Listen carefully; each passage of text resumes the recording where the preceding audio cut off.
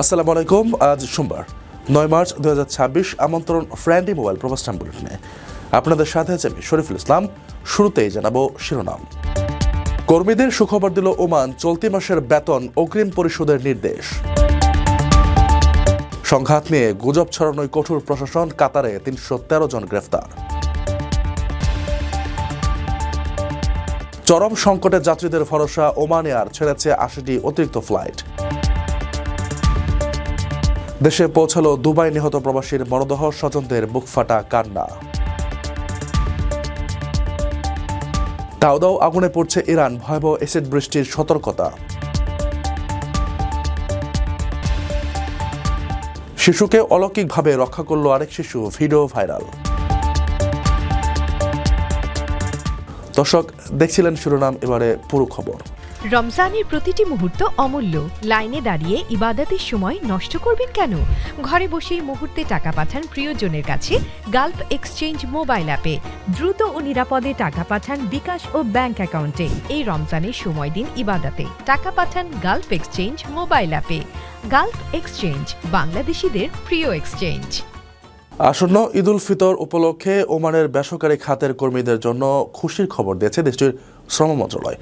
পবিত্র উৎসবকে সামনে রেখে কর্মীদের মার্চ মাসের বেতন আগেভাগেই পরিশোধের নির্দেশ দেওয়া হয়েছে।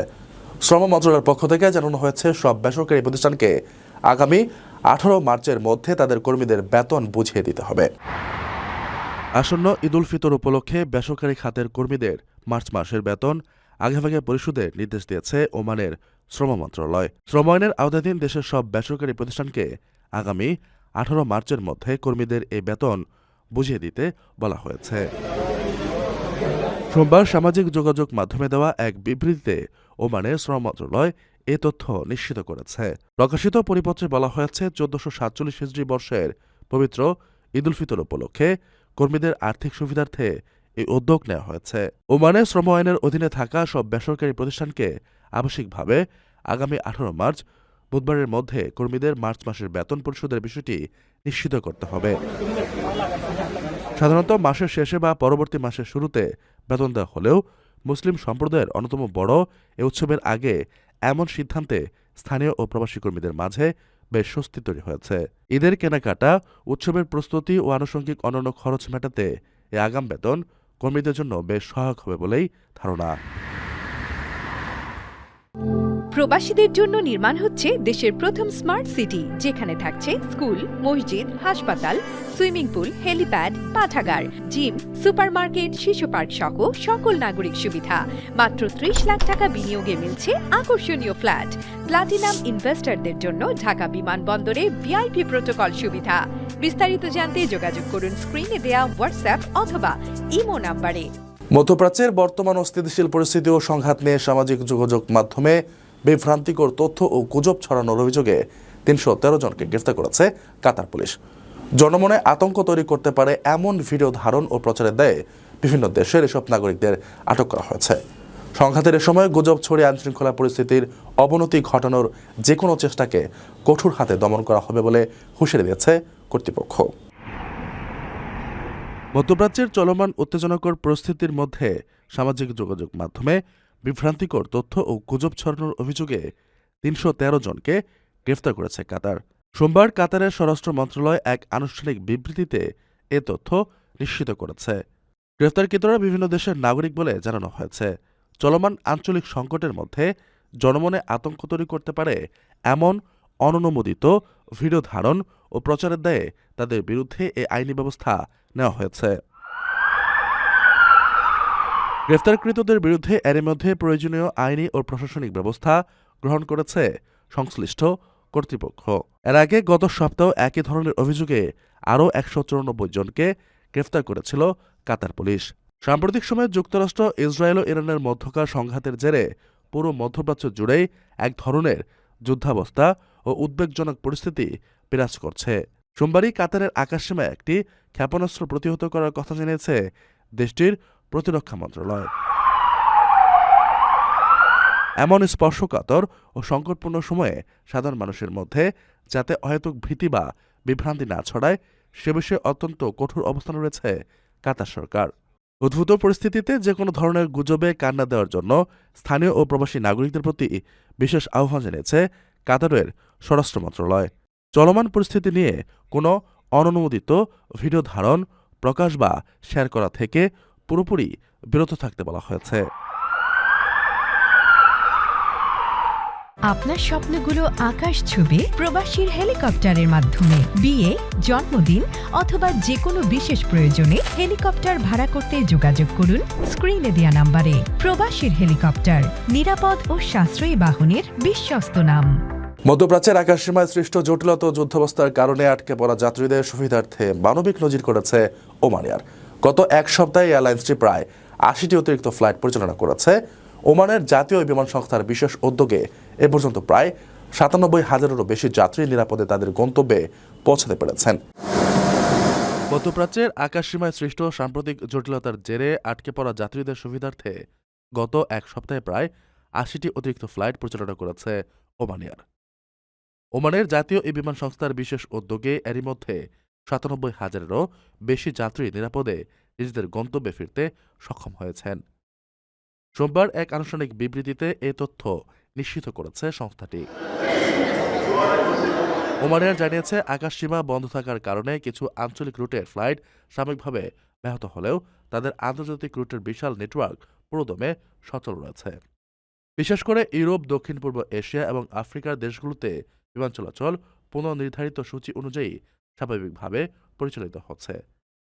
এছাড়া সার্বিক পরিস্থিতি ও নিজেদের পরিচালনাগত সক্ষমতা বিবেচনা করে সম্ভাব্য সব রুটে আরও অতিরিক্ত ফ্লাইট যুক্ত করার প্রক্রিয়া অব্যাহত রেখেছে।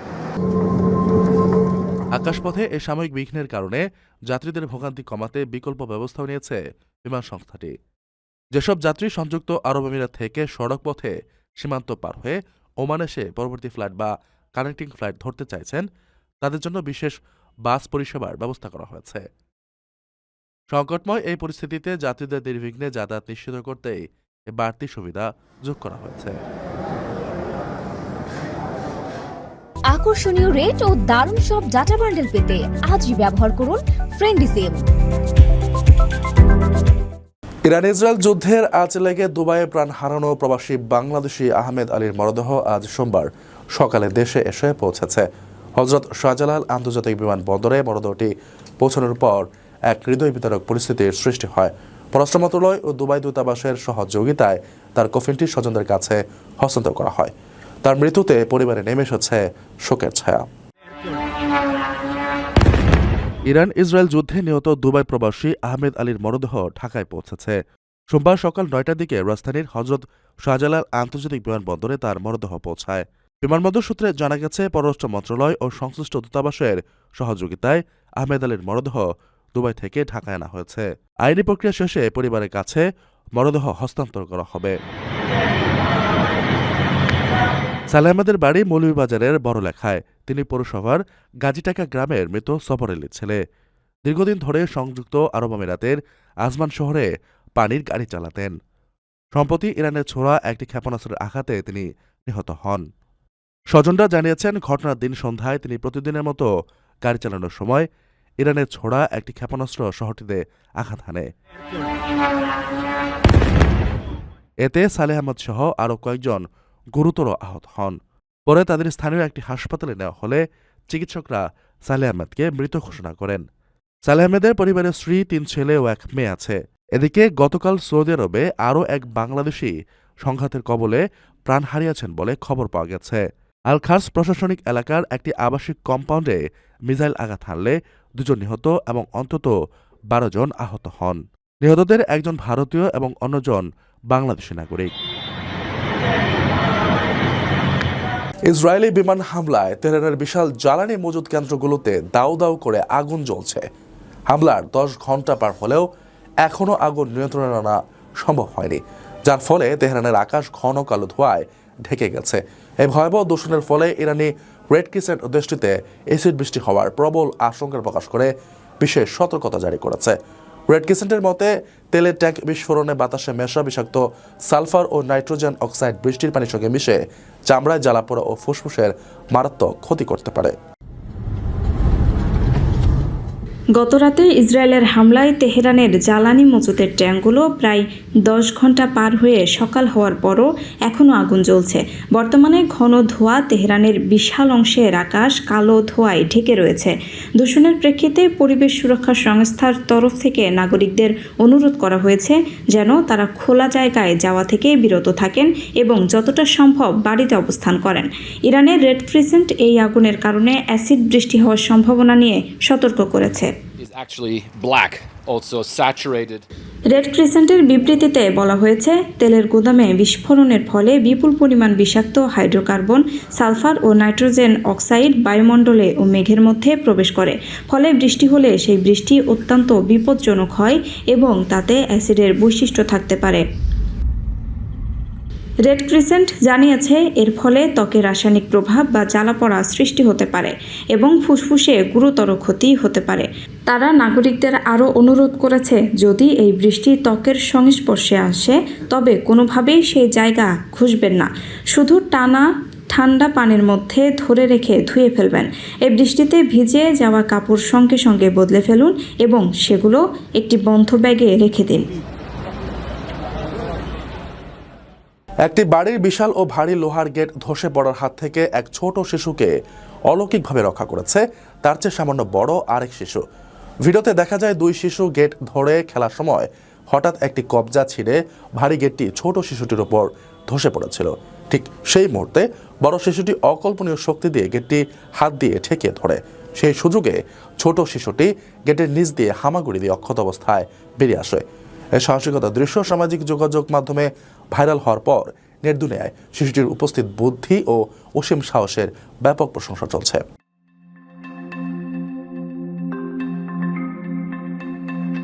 লোমহর্ষক ও বিস্ময়কর এই ভিডিওতে দেখা যাচ্ছে একটি ভারী লোহার গেট ধসে পড়ার হাত থেকে এক ছোট শিশুকে অলৌকিকভাবে রক্ষা করছে আরেক শিশু। ভিডিওটির দৃশ্যটি নেটিজেনদের মধ্যে ব্যাপক আলোড়ন সৃষ্টি করেছে। দেখা যায় একটি বাড়ির প্রবেশদ্বারের বিশাল ও ভারী লোহার গেট ধরে খেলা করছিল দুই শিশু। হঠাৎ করে একটি কবজা ছুটে এক ছোট শিশুর গায়ের উপর ধসে পড়ছে। ঠিক সেই মুহূর্তেই সেখানে থাকা সামান্য বড় বয়সের আরেক শিশু ছুটে এসে ভারী গেটটি আটকে ধরে। প্রথমবারে ব্যর্থ হলেও দ্বিতীয় চেষ্টায় অকল্পনীয় শক্তির পরিচয় দেয় সে। এরপর দেখা যায় বড় শিশুটি তার সর্বশক্তি দিয়ে গেটটির ভার বহন করে দাঁড়িয়ে আছে এবং সেই সুযোগে ছোট শিশুটি গেটের নিচ থেকে হামাগুড়ি দিয়ে অক্ষত অবস্থায় নিরাপদে বেরিয়ে আসছে। এক্সে আল কোরআন নামের একটি অ্যাকাউন্ট থেকে এই ভিডিও ফুটেজটি শেয়ার করা হয়েছে। ওই পোস্টের ক্যাপশনে বলা হয়েছে, এই ধরনের শক্তি কেবল সর্বশক্তিমান আল্লাহর সাহায্যে আসতে পারে। বিশাল ও ভারী এই গেটের নিচে চাপা পড়লে ছোট শিশুটির মারাত্মক শারীরিক ক্ষতি বা প্রাণহানিরও প্রবল আশঙ্কা ছিল, কিন্তু অপর শিশুটির তাৎক্ষণিক বুদ্ধি, অসীম সাহস এবং অবিশ্বাস্য শক্তির কারণে একটি বড় ধরনের দুর্ঘটনা এড়ানো সম্ভব হয়েছে। সামাজিক যোগাযোগ মাধ্যমে ব্যবহারকারীরা শিশুটির এই সাহসিকতা, উপস্থিত বুদ্ধির ব্যাপক প্রশংসা করছেন। দর্শক দেখছিলেন ফ্রেন্ডলি মোবাইল প্রবাস টাইম বুলেটিন। শেষ করার আগে শিরোনামগুলো জানিয়ে দিচ্ছি আরও একবার। কর্মীদের সুখবর দিল ওমান, চলতি মাসের বেতন অগ্রিম পরিশোধের নির্দেশ। সংঘাত নিয়ে গুজব ছড়ানোয় কঠোর প্রশাসন, কাতারে 313 জন গ্রেফতার।